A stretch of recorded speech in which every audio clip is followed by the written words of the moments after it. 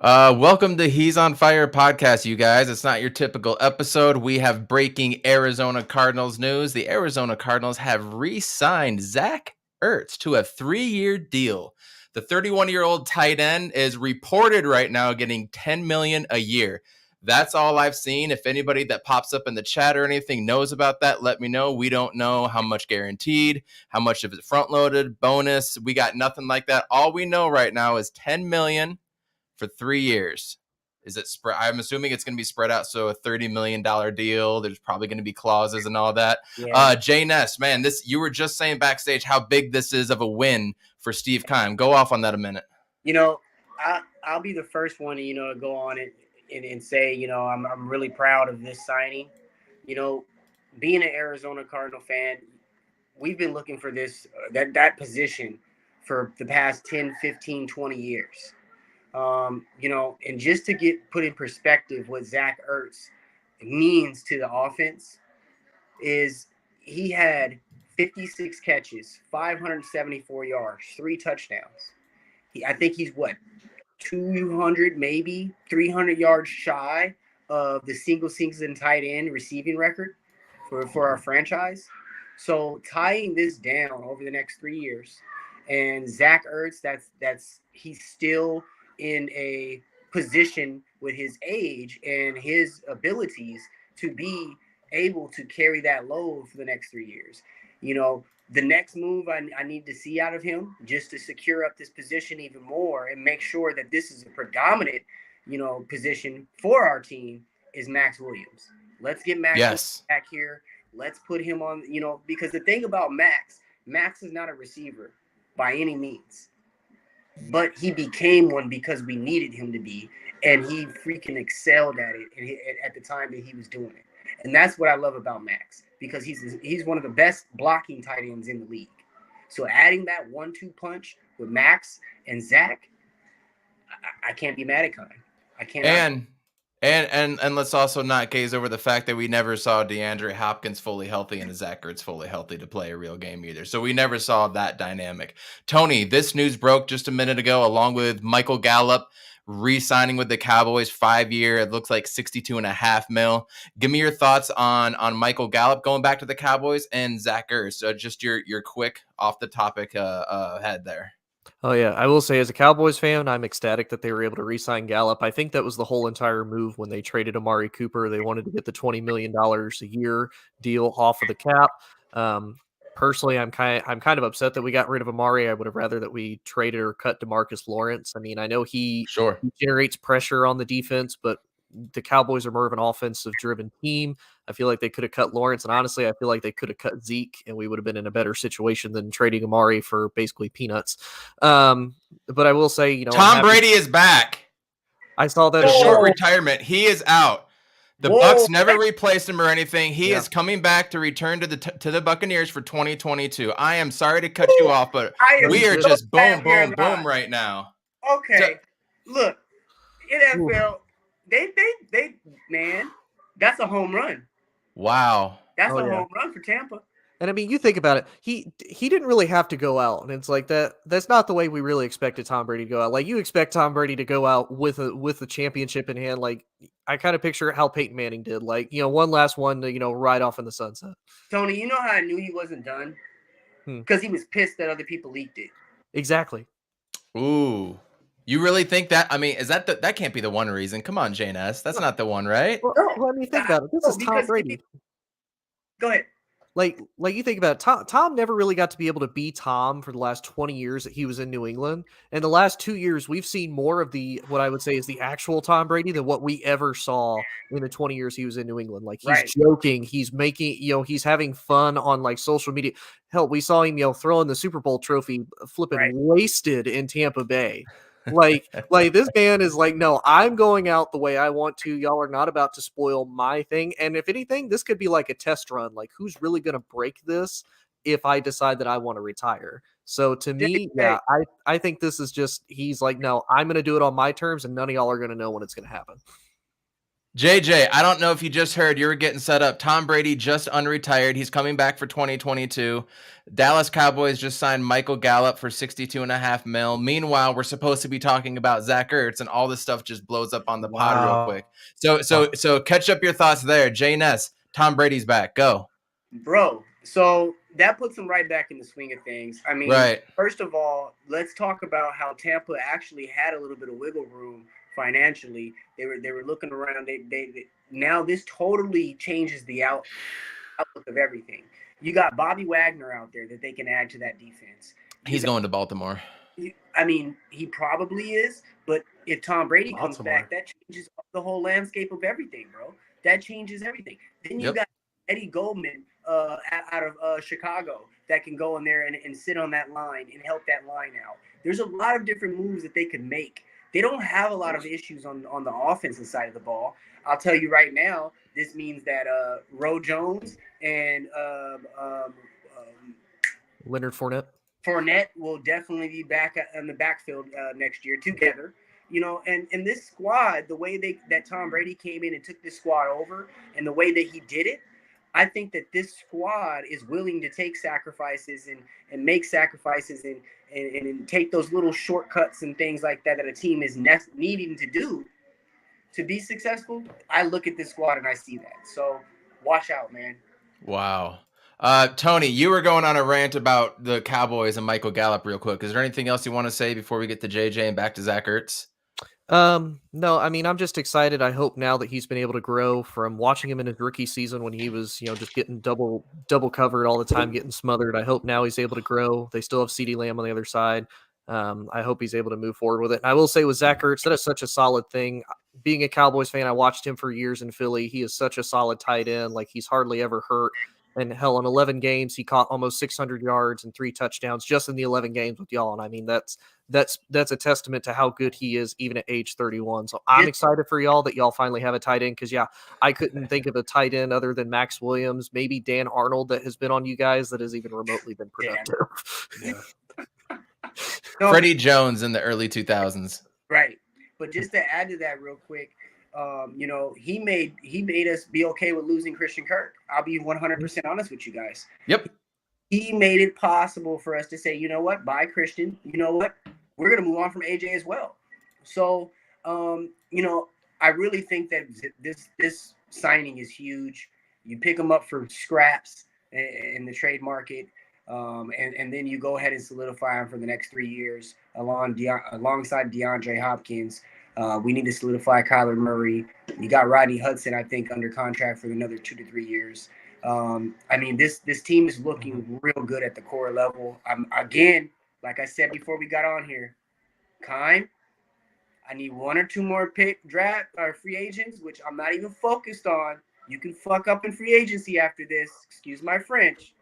But this draft, you better hit a home run, man. You better hit a home run. Facts. Wow, I just keep refreshing my feed now to see if anything else is coming my way. JJ, first things first, Zach Ertz, back to the Cardinals. You and I have gone on back and forth. Jay Ness brought it up. You and I want to see a double tight end. I mean, Max Williams is not the guy that's going to go get 600, 700, 800 yards, right? He can get 3 or 4, maybe even 5 touchdowns in the red zone for sure, but he's definitely a guy I picture getting a solid 350 to 400 yards. Like, he's a threat. He's out there. He's a threat. Third down yards. Yep, and you picture 2 bigger guys. Like, Kyler Murray's a smaller quarterback. He has problems hitting Christian Kirk and Rondale Moore, right? He likes those one-on-ones too. So now you got 2 big guys in the middle of the field. If we bring back Max Williams, JJ, talk to me about Zach Ertz first off and what this means for Kyler, the Cardinals, the fandom. Are you more pumped up for the Cardinals now, or just go off for a minute? Well, this is obviously showing that the Cardinals front office has a plan implemented to. So we saw that with them cutting Jordan Hicks, and then probably not going to resign Chandler Jones and stuff. So there's obviously a plan going forward with this. And this was huge. I was actually worried about this whole Zach Ertz thing because when we acquired him, I was ecstatic and stuff. And I think he just got the bad half of the season for us. So now we can actually implement plays and and just overall just game game stuff with not only Max doing most of the blocking, him taking the majority of the hits, but now we have a implemented offensive threat that we can actually utilize this guy. We weren't able to really do that last year. It was a lot of force feeding and last minute sort of passes to Zach, and we just didn't utilize him until like the end of the season. But now, now he's a official member of this team. So this is big. This is big for us. Kind of starting off on the right foot, in my opinion. But yeah, I hope we end up keeping Max Williams too, so we could just have this dynamic duo sort of going on. But yeah, this is big. Yeah, absolutely. Bees, thanks for coming on right away. Just let me add this too, and I want to speak to our fandom real quick. We're looking at our long list of free agents. There's a long list, guys. A long list. And we're not going to. And there's some people that we want back at the position that we're at with this team. Chandler Jones, one of my favorite players. He will still, no matter what happens from this day forward, he will still be one of my favorite players in the NFL because of the way he plays. But we're at the point now where I got terms. Cardinals and Zach Ertz have agreed to terms on a 3-year deal worth $31.65 over 3 years. That is $10.55 a year and 17.5 guaranteed. That's not bad at all. 17.5 guaranteed. 17.5 guaranteed. So it's one of those deals. On the 3rd year, you can probably restructure, throw out, do all those things. Good job, Con. But going back to that list, that's a good one. Like I said, Chandler Jones, as much as I love him, at this point, if he doesn't come back, we have to be okay with that. We've made strides, through the draft, through free agency, picking up Marcus Golden, picking up these other guys to fill in these roles and build that squad. So we have to be okay with this. Zavin Collins and Isaiah Simmons, it's your time. That's why we got picked. You know what I mean? So going forward, Christian Kirk, I'm sorry, but he might be out of here. Who has the same exact receiving yards over the past 3 years as Michael Gallup, by the way. I just saw a tweet about that, with about 50 more receptions over the last 3 years. AJ Green almost had as many yards as him and had like 30 less receptions. So, AJ Green's another guy where if we don't get a team-friendly deal at AJ Green, he's gone. He's gone. I'm sorry, Chase Edmonds. You're injury prone for this team. You're a big part of this team, but you getting hurt is a pivotal point in our season where it turned. So, that's another guy. If he doesn't give us a team-friendly deal, you're gone. And there's a lot of rumors about the Cardinals being interested in Saquon Barkley right now from pretty reliable sources. I would love. What? Ooh, I don't know about that. Tony, for 6 games in a playoff stint. You want to talk about Tony? Tony, you're in the NFC East. You've seen Saquon when he's good and Saquon when he hasn't. Would Saquon scare you as I guess he's always been your opponent technically. But would it scare you if you wanted to sign a Saquon Barkley?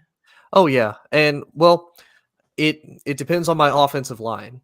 Like for you guys, I would say for the Cardinals, y'all definitely have an above average offensive line. So I think this would be one of the times where Saquon could capitalize on that. Really the only time we saw Saquon capitalize was that rookie year when it's like, okay, he's a little bit battle tested because of college. He was in the Big Ten. Big Ten doesn't really have a lot of hard defenses you have to face. Then you come into the NFL, he's still fresh. He's on that rookie deal. That wear and tear started to show early because of how hard they had to use Saquon with a abysmal offensive line, and has still been abysmal. And that's why he's been hurt every year ever since. It's because he's had to do so much to make up for it.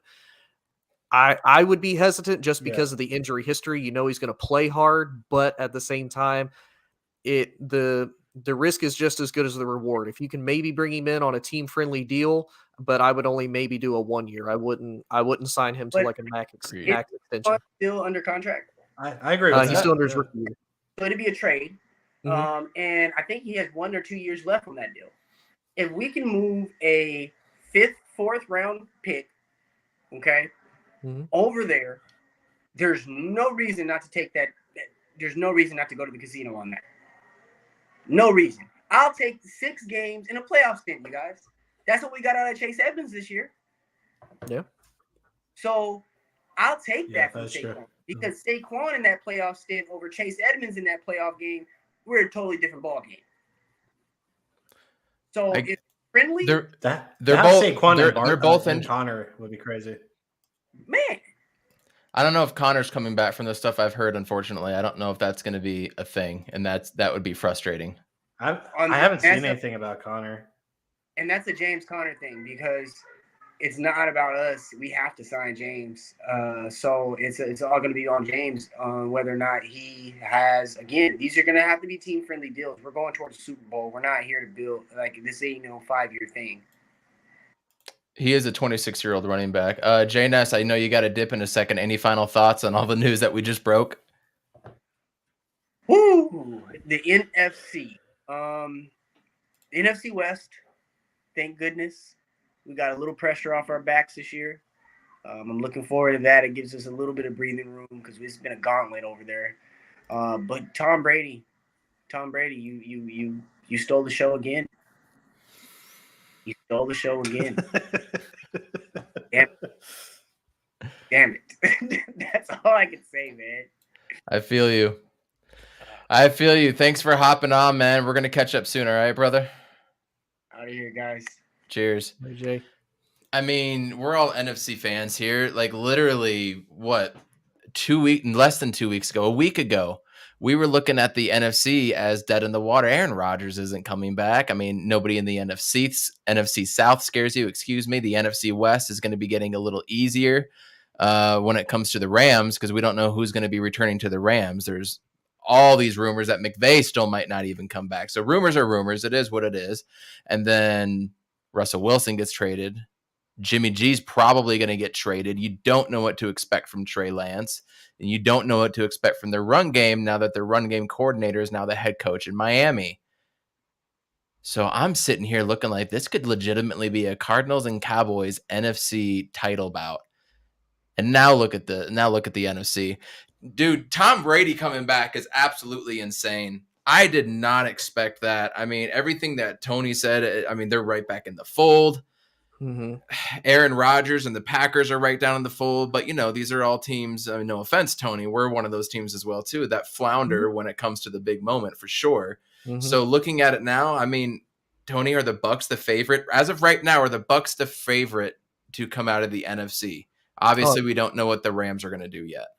I mean, they have to be. I mean, think about it. You have one of the most veteran-proven quarterbacks that does it every year in and out. And I mean, with the exception of a really good Rams team, they probably would have. Because to be honest with you, I'm not the biggest Aaron Rodgers supporter to start with by no means. But when it comes down to the championship game, he chokes. And when it comes down to championship games, who's probably your best quarterback option that you want to have leading your team? And that's Tom Brady. So, I mean, to me, as long as that man stays in the league, he has got to be a favorite to come out of whatever conference that he's in and potentially go to the Super Bowl. This is interesting that I just see, JJ.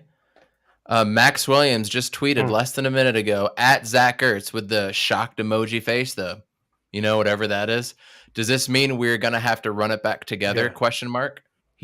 Max Williams just tweeted that at Zach Ertz. I love Max Williams on Twitter. Since we have Tony here, nice to meet you, Tony. I've seen your stuff every now and then, but I do have some questions about the Cowboys because I live in Arizona. Cowboys fans are weird here, so maybe you can just give me some insight about what you see from the Dallas end. So what are your true thoughts about Dak Prescott? Like, are you? Do you think he's like? Ooh, good question. You think he's in that elite QB category? Do you think he's subpar? Like, what's like a good comp for him? Because I have a hard time placing him in a certain category because I see glimpses of great, then I just see a lot of just mediocrity. So I want to hear from you because you seem like a very intelligent Cowboys fan. So. I'll be honest. Like, if I'm going to put like quarterbacks on a grading scale, so if I was to put Tom Brady as like an A+, I put Aaron Rodgers as like an A, maybe an A-. I would put Dak at about a B to a B plus. He's one of those, like, you can win with him in the division that they're in. Luckily, with the NFC East, It's true. he has a very good chance of always winning, even with kind of a subpar offensive line. Has great weapons, but that's where, to me, it kind of stops. You know, if you look at last year, just by name talent alone, you had Amari Cooper, CeeDee Lamb, and Michael Gallup as your 3 wide receivers.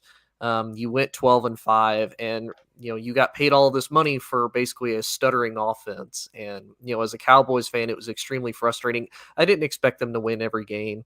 There's a lot of it. It was like, okay, they'll go win. They'll probably lose this game, but some of them too, it's like y'all didn't even try. Like, y'all got smothered by a Broncos team that nobody really expected, with Teddy Bridgewater as the quarterback. And that's not really a knock on Teddy, but that to me is where it's like, okay, Dak kind of has a ceiling of where he can go. Now, I will say to this, Tom Brady did talk about he potentially wanted to wear number 7 when he first came to Tampa Bay, because that 7th ring, who knows, maybe he'll be like, all right, I want to go to number 8, because why not? Facts. This was just a quick image I saw on there. So Brady is coming into his 23rd year, by the way. So his Jordan year, why not bring back the 45, right? Yeah, why not? So just wanted to show that. I actually think, first off, Dak Prescott is a top 3rd quarterback in the league. He's top tier. He is. I think he is. There is some mediocrity, but I think some of that also has to do with the lack of quite a few things Dallas has the last 2 years. One being the offensive line. Your head coach for sure. I think 2 being a run game and head coach stunts your guys' growth. If you give like Dallas like who's that coach we wanted? Evan. The offensive coordinator from KC. Eric Bieniemy. Eric Bieniemy. Bieniemy. I know it started with a B. Yeah. Yeah. If he was there, I feel like Dak would be just going crazy. But just Mike McCarthy and what he did with Green Bay is just exactly what he's taken to Dallas. It's just like questionable play calling and lack of time management. And plus, Jerry Jones isn't gonna have a guy that listens to him. So it's like Mike is just kneeling for him. So I think that's what it has to do with that. So. Yeah, I said it. I've said it a lot on a lot of shows. I just wish Mike McCarthy in this offseason, even during the season, just play Madden. Just play Madden for like an hour a day, so you can learn like what an accelerated clock is. So you can learn time management. Yeah. You can call timeouts, and it doesn't matter. Like, just play Madden for like an hour, man. Facts. No, I agree. And I can't even completely blame it on coaching a lot of times, because we've seen teams even overcome bad coaching. It's honestly, it's on the players as a whole, and it's just against the team if you have the good morale. Now, don't get me wrong, Mike McCarthy, we've seen other coaches, they just completely kill their teams with making stupid decisions. But no, I mean, I think there is a lot of potential in Dallas, like there is every year. They always have great Pro Bowlers. I think Dallas is one of the few teams that they draft really well, because I've seen other Cowboys players that we draft go on and be studs, like Anthony Hitchens for Kansas City was on the Cowboys for a majority of his rookie year, and they got signed there, and he's a great linebacker. So, I mean, I think the potential is there. I think the coach, and honestly, there's another man that gets in the Cowboys' way more than anybody, and it's the owner, the president, the GM, the head cheerleader, the quarterback, and the head coach himself, and that's Jerry Jones. Like, that's the man that really gets in Dallas's way more than anything. No matter how much talent, no matter what coach we get, that man is always going to be in Dallas's way. Yes. Not for long, though. That's true. Yeah. It happened to the Raiders. Al Davis finally was not there anymore. I mean, due to unforeseen circumstances, but it's amazing how some of these dudes just keep on going, and they don't realize that they are the detriment at that point. It's funny to see. We're going to wrap it up real quick. I just wanted to come on real quickly, talk about the breaking news. Zach Ertz coming back to the Arizona Cardinals on a 3-year, $31.25 million deal. It looks like about 17.25 is guaranteed. That's about 10.5 per year. opens up a whole lot of options for Kyler Murray in the middle, short third down conversions. I mean, he had a season-long 49-yard or 41-yard touchdown catch against the Houston Texans.